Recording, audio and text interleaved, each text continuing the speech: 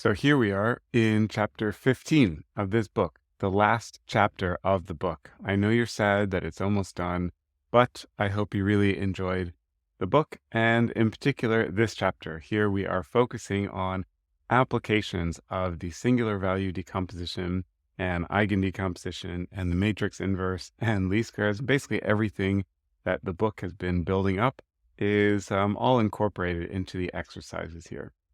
Okay, so we have a couple of exercises that are focused on principal components analysis, or PCA. Now, I start just with this little story about Turkish coffee, but let's get right to the exercises. So we are going to import and inspect a data set. This is a data set that is about the Istanbul Stock Exchange. So it's about the stock exchange in Turkey. And yeah, so the first part of exercise 1 is just to visualize the data in a little bit. You really never want to do analyses with data, especially more sophisticated analyses like a principal components analysis, before having inspected the data, looked at the data in different ways, examined the features of the data, understand something about the data, and so on. So let's see, here are just a couple of ways of visualizing the data. By all means, not the only ways to visualize data sets.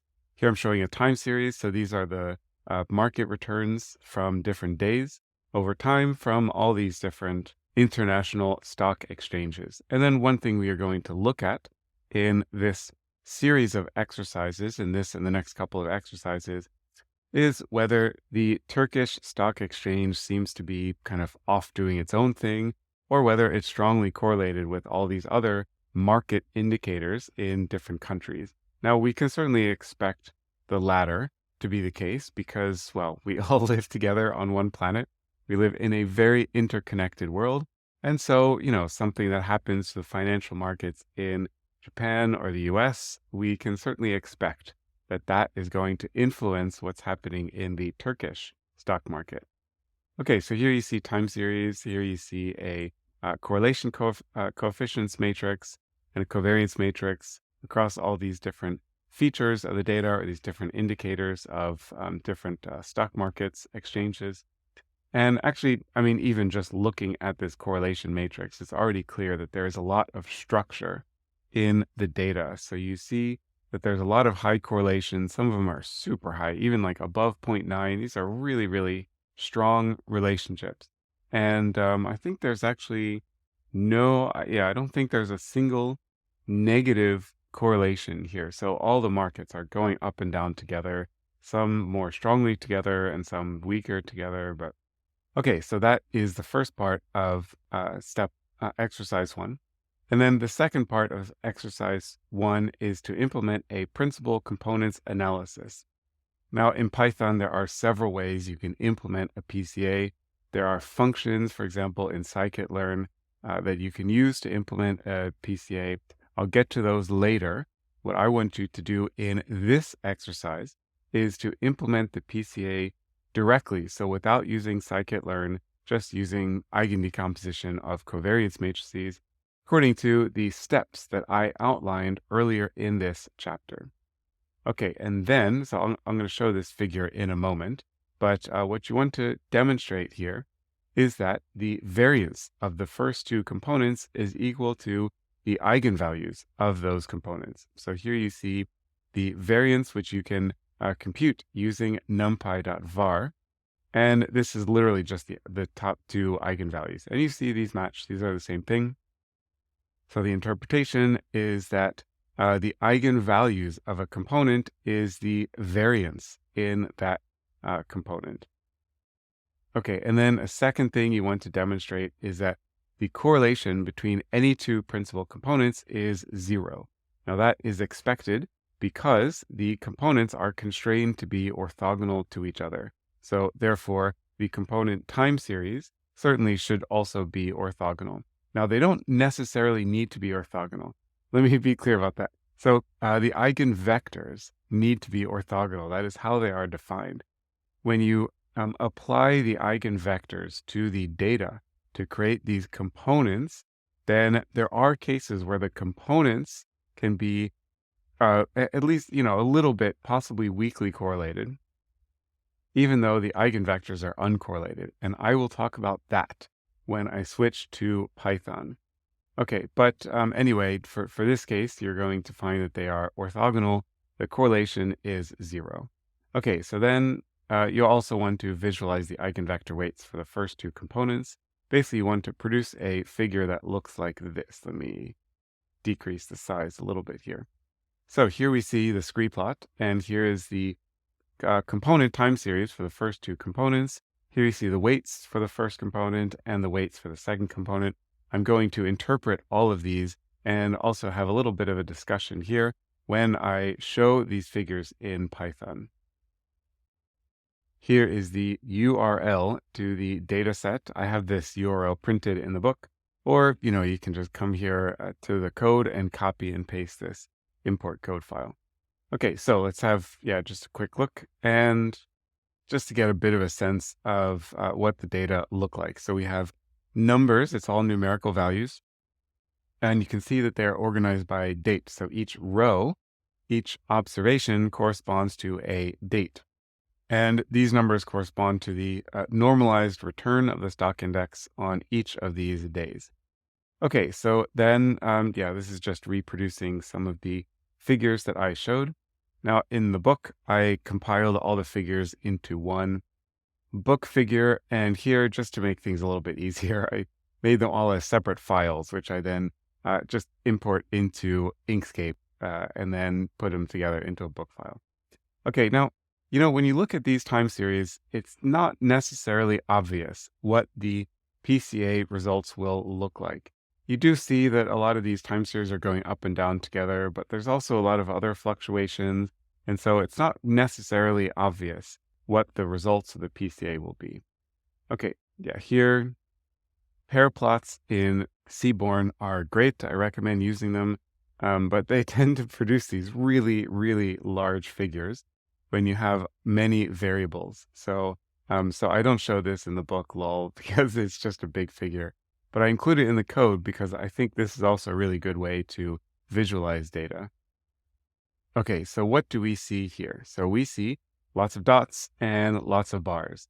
The dots are showing the scatter plots between each pair of variables or features. So here you see the scatter plot between EU and ISE, these two different stock market indices. And then on the diagonal, this would be the scatter plot between ISE and ISE, but it doesn't make sense to show a scatter plot of a variable by itself. It's obviously going to be a perfect relationship. So instead, Seaborn shows us a histogram, so you can see what the distribution of each variable looks like. So pretty cool function. I recommend using it. And let's go to the next one. Here we see a correlation matrix. Okay, and then the code for the covariance matrix is basically the same. All right, so now we go to the PCA. So the first step is to compute the covariance matrix. You can see here I'm doing this all manually. I've mentioned now quite a few times in these videos and also in the text in the book that when you are learning about linear algebra and statistics and data science, machine learning, it's really, really great for your educational purposes to implement as much of the techniques, as much of the methods and the math using your own custom written code as possible. And then I'll show you in a later exercise that in practice, once you're comfortable with the math, you don't necessarily need to keep writing out all this stuff. You can if you want to, but it's often easier just to call the PCA method in scikit-learn. Okay, so here's the covariance matrix, which you can also visualize above. Then we perform the eigendecomposition on that covariance matrix. Here I am sorting the results to make sure that we're getting the components in descending order. Here I compute the component scores, and for time series analysis, these are often called the component time series. So it's just the data matrix times the eigenvectors. Pretty straightforward. So the math here is really simple. It's just matrix vector multiplication. Here I'm scaling the eigenvectors to percent variance explained, as I discuss in this chapter. That's not strictly a necessary part of principal components analysis, but it does help us interpret the results. Okay, so then I make some visualizations. Again, I have these plots in, or these different features of the PCA in different figures here in Python, and then I put them together separately. So let's interpret this scree plot. What you see is that the first component accounts for over 60% of the variance. So by far, most of the variance, more than half of the almost 2/3 of the variance of this entire data set is accounted for by one component, one principal component. And that really reflects what I mentioned in the beginning of this video, that global stock markets go up and down together. Yeah, because we're all connected. We live in a richly connected world. Now, these components are a little bit harder to interpret. Are these, is this just sorted noise, or are these meaningful components? That is something you would have to apply statistical analyses to determine. There are several statistical methods that you can use to determine whether a component is real, whether it's statistically significant. That is not something I'm going into in this book. But honestly, to me, in my eye, these don't look terribly meaningful. This looks a lot like sorted noise. If I saw this in my data, I would only interpret this first component. You can see this gap is huge, and here these are just little steps coming down here. Okay, here, the code here is actually really straightforward. We're just computing the variance of the first two components, and then also printing out the first two eigenvalues. Again, the exact numbers here and the units don't matter. That's not what we're interested in. These are in units of the daily fluctuations of these stock market indices. What we do care about here, especially for the mathematical purposes, is that this number matches this number, and this number matches this number. Again, the interpretation is that the eigenvalue of the principal component measures the variance in the scale of the data of each of the components. And so, yeah, these components are conglomerations of all the data. They are weighted combinations of all of the stock market indicators. And actually, I think I will show what those weights look like. And then I'll get back to this time series correlation. So here you see the weights for component 0. So how do we interpret this? Well, first of all, notice that all of these weights are positive numbers. There's not a single negative weight in here. And that, again, tells us that all of these variables are going up and down together. So this is the quantification of what we were inferring based on visualizing the data. Now, some indices are contributing more strongly, like this one. Some are contributing more less strongly, like this Nikkei index. And now I'm not a financial expert. I'm not really qualified to really interpret these data, but my naive interpretation here, just based on my knowledge of principal components analysis, is that although the Japanese stock market is contributing to the global stock market, it is a little bit more on its own. It's slightly more independent because it is contributing less to the global financial market. Again, that is not a financial statement. I'm not a qualified stock market analyst, so I'm just basing that interpretation from these numbers here. Okay, so then here we see the weights for the second component, and now you do see negative correlations. Again, maybe if we had a financial analyst, he or she could look at this and interpret that, sometimes there are dynamics in these markets that counterbalance dynamics in these markets. It's also possible that what we're looking at here is really just a lot of noise. And that's because this second component is not much different from the later component. So without doing further statistical analyses, I would be reluctant to really interpret this component too much, except in a mathematical sense. So with that in mind, let me now plot the component time series here, or the component scores, and then also print out the correlation between them. So the correlation between them is 0. Again, this should not be surprising based on what you know about eigendecomposition and the eigenvectors of a symmetric matrix.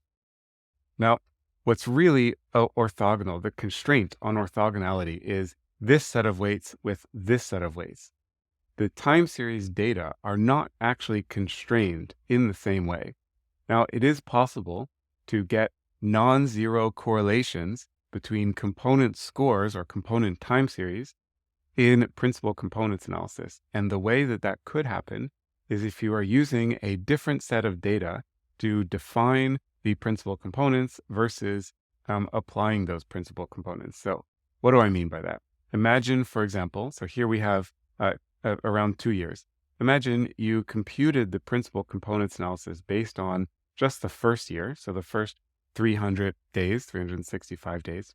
And then you, based on that principal component analysis, you then applied those eigenvectors to the time series data, to the stock market exchange data from a different year, right? So now you're fitting the model to one set of data and then applying the model to a different set of data. Now, whether that is a sensible thing to do depends on the application, but that is an example of where the correlation between the components could be non-zero, even though the eigenvectors themselves are zero. Anyway, I realize this recording went on a little bit longer than usual, but principal components analysis is a pretty sophisticated advanced analysis technique. So if you really want to understand it, it does take a little bit of time to get into it.